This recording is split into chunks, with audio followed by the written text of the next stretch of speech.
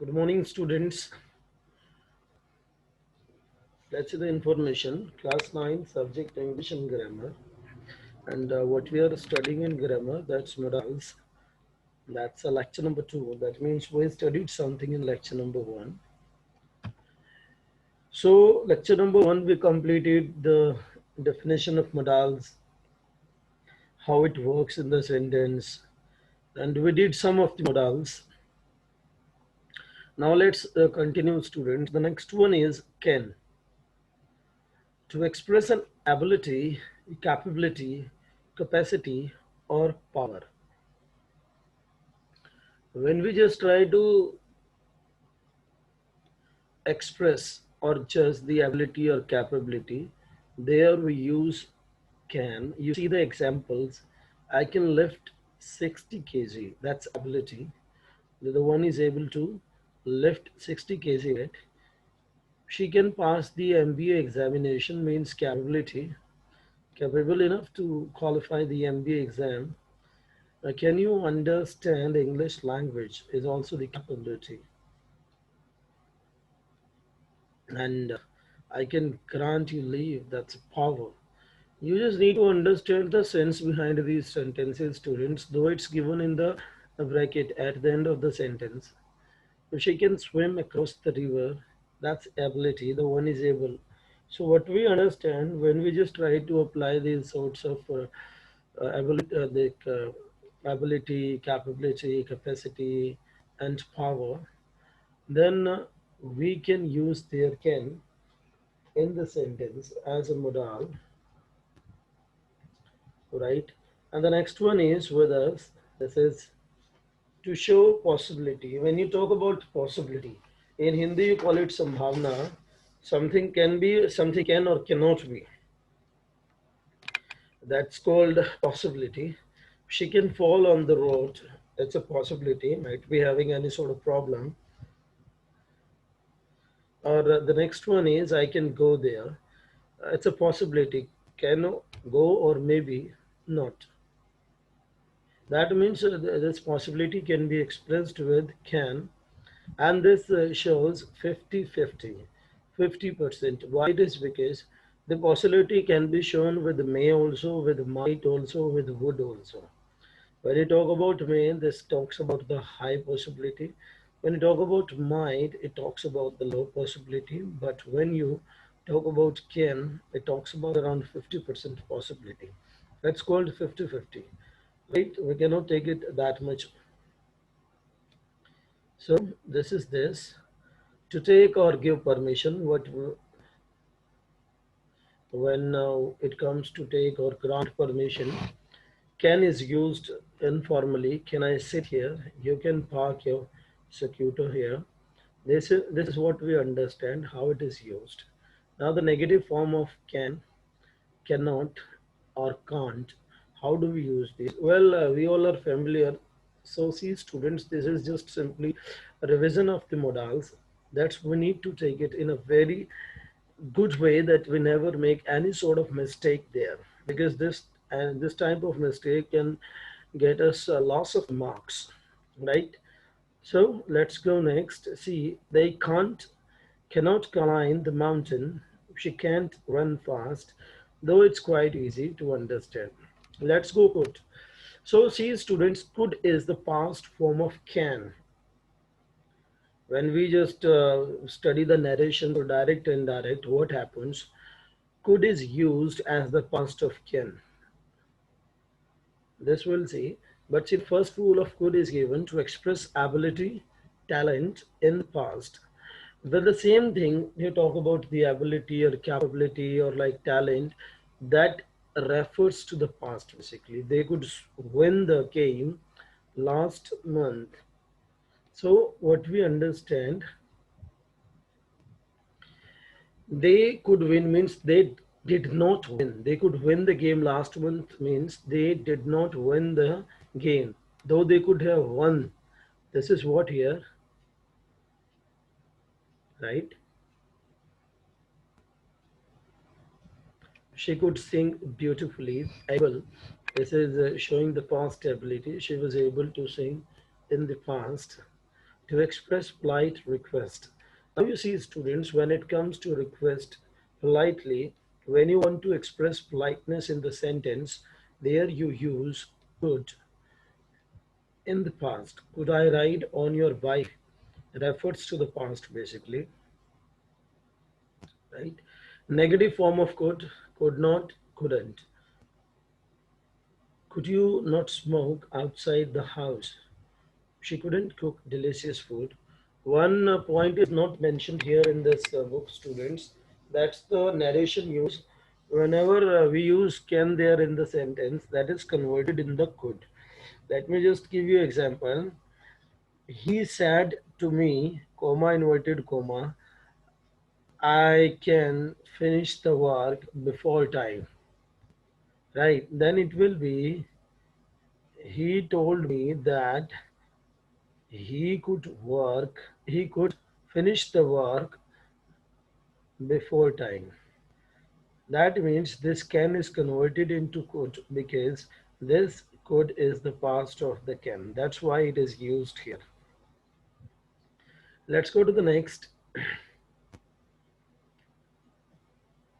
May, to show possibility or probability. To show possibility or probability, what we understand, the inspector may attend the school today. That's a possibility or probability. I told you when we talk about high possibility, there we use may.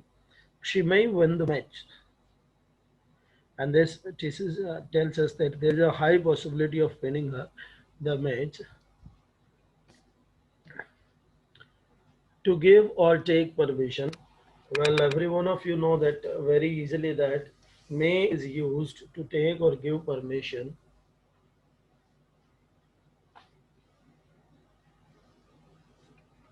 Like, may I come in? Yes, you may come in. In the sentence, both the things have been mentioned properly. Permission taking as well as giving. You may come in. That's giving the permission. Now to wish or pray. When it comes to wish or like pray, may is used, and the sentence is called exclamatory sentence. Even though what happens, this may word is used at the starting of the sentence. May you live long, may you get well soon, may God bless you with the child. These sorts of example, that means may is used at the starting. To show a purpose, now you just need to justify. There will be two clauses in the sentence. The second clause will show the purpose. Now you see, my friend is joining a new company so that he may achieve his target.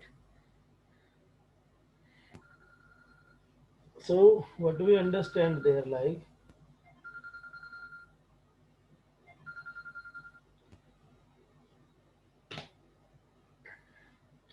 this one tells us that the purpose, when you show purpose in the present, may is used because gradually you will come to know when it comes to show the purpose in the present, may is used, but when you show this in the past, might is used. So you just need to be careful enough, students, that you're not making any sort of mistake there. Negative form of may not, mayn't. It may not rain today. She mayn't attend the meeting. Right? So let's go next. Might.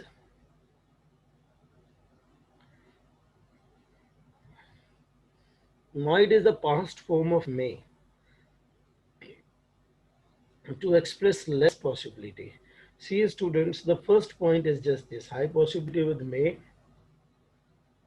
less possibility with might, and 50-50% possibilities with can.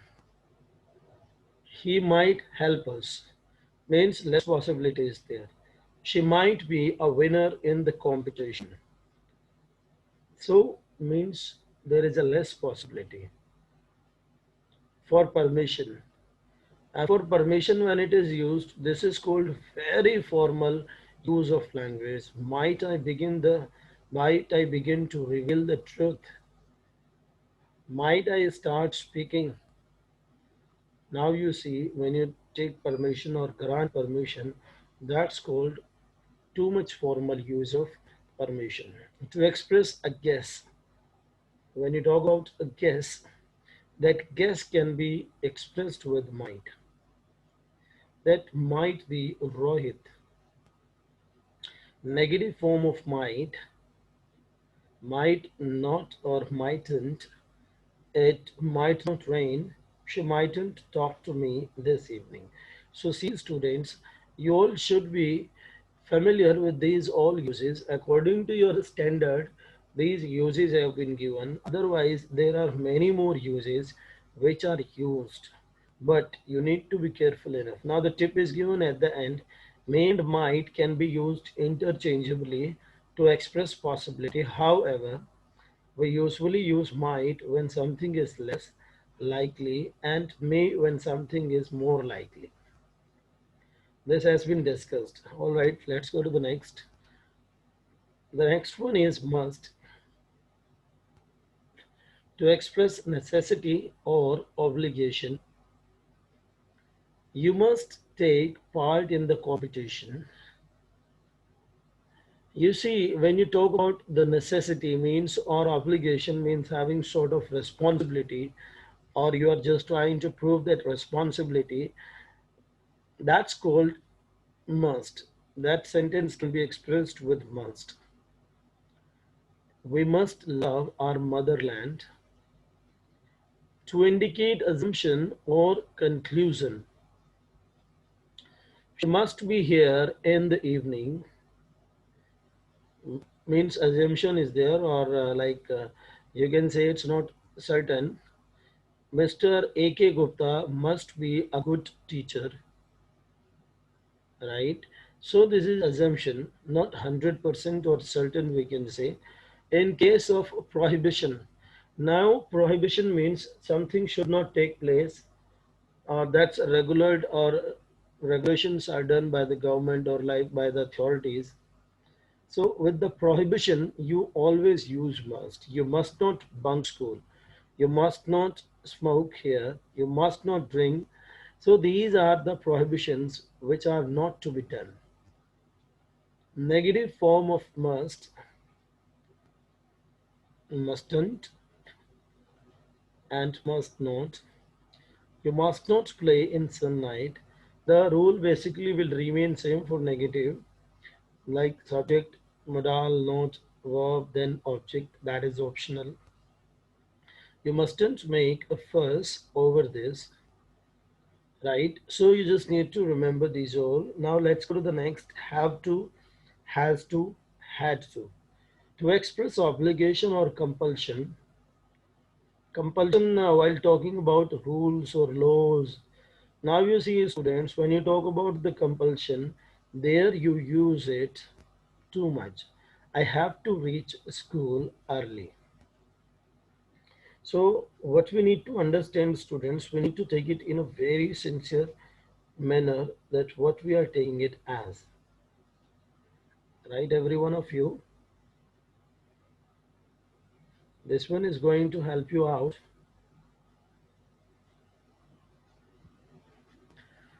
I have to reach school early. This is the rule. This is the, you can say, the law of the school that if you go late, you might be fined or punished, or you have to give in written. So law is there. You have to reach school early. She has to work late in the office. Now it is, you can say, obligation. Why it is? Because it is not a compulsion. She has got a task to complete, and that's not possible that within the certain time of the office she would be able to complete this, though she'll have to stay a little late in the office. So they had to follow the instruction. So there what we get, had to follow the instruction means certain rule or regulation is there, that's why that is to be followed by them. They have to follow the instruction, right? Now let's see negative form of have to. Now you need to understand students. This I taught you in the offline class also. How we use this has to, have to. When there is a compulsion, something has to be done. There you use this. Now the next one is I don't have to cook the food at home. Negative one, she doesn't have to work. Now you see these are used with do, does, and did when you use this in the negative form. You directly don't use this, you just write like this. She doesn't have to work till late in the office. Ought to. Now the next modal is to express moral obligation or duty. When you talk about this moral obligation or duty, it means morality is there. There you use ought to. You ought to respect your parents. It's a moral duty, or you can say obligation also. You ought to serve the nation. We ought to help our relatives. The ultimate point is just we need to understand the uses basically. We ought to speak the truth. The truth must be spoken there. To give advice, you ought to study hard.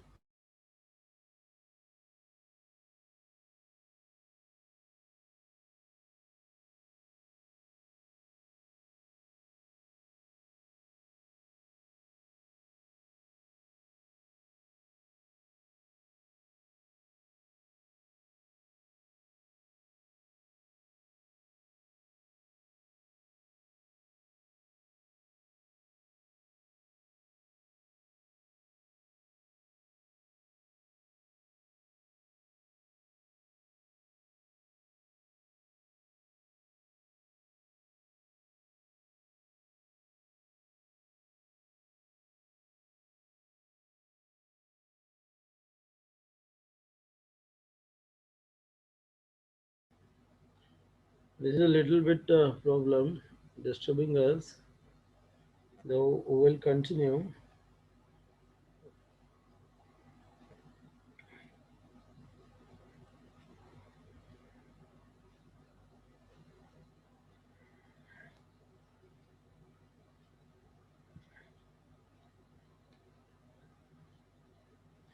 So let's see, students, ought to express a moral obligation we have discussed. Now the next one is to give advice. When you just advise someone, there also you use ought to.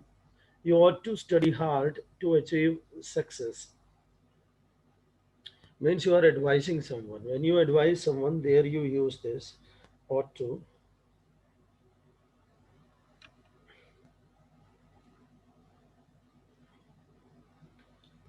Students just see what we get. The negative form is used how. There you have to use this not in between ought and to, right? You ought not to hate your neighbors. You oughtn't to insult your elders. So this one is having only two uses, which are quite easy. Next, use of need, needn't, need to, dare, and used to. Need and dare are considered semi-modals because they can be used either as modal, auxiliaries, or as main verbs. Now you need to understand, students, that how do we use them? Need and need to. As a modal auxiliary verb, in negative terms, it indicates absence, right, of obligation. It expresses the speaker's authority or advice and is used for the present and the future. This can be used for the present as well as for the future. You needn't type this letter. See, the example is given. You needn't type this letter. No obligation is required for this. Indicates the absence of obligation. The interrogative form is formed by inversion. Inversion is like the helping verb or the main verb is used in the starting. Need I speak him, right? This is called the inversion form. So the sentence is absolutely correct. Its past is needed to the in the affirmative sentence, need not have in the negative, and need have in the interrogative. So you need to understand this. Needed is the past form of need, right? So this can be used as it is, like need I have gone to him. This is the interrogative form with have, or I needed to go to him. If you talk about the past sense of the need, that you can use the second form of the need, that's called need it, right?